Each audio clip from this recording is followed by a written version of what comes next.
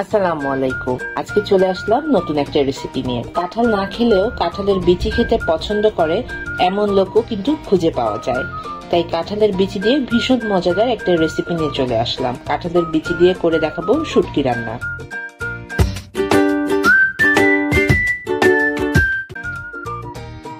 আজকের রেসিপিতে যা যা থাকছে তা একবার দেখে নিই।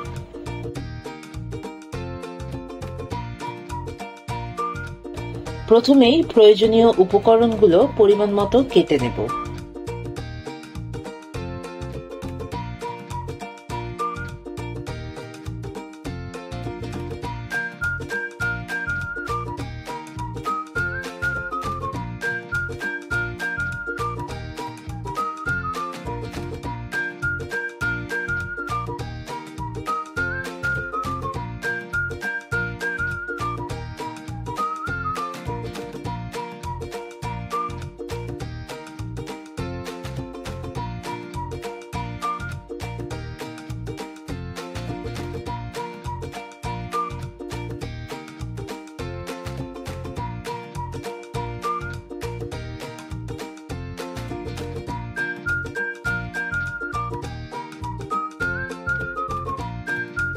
এবার প্যানে রান্নার তেল দিয়ে পেঁয়াজ কুচি, রসুন কুচি, রসুনের টুকরো দিয়ে দেব।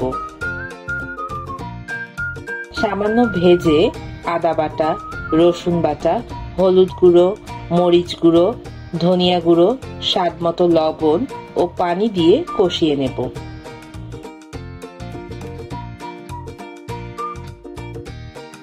কষানো মশলায় কেটে রাখা শুটকি, আলু, কাঁঠালের বিচি দিয়ে ভালোভাবে আবারও কষিয়ে নেব।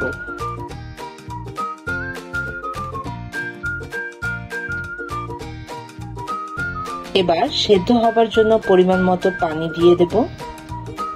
সেদ্ধ হয়ে আসলে কাঁচামরিচ দিয়ে তুলে পরিবেশন করব।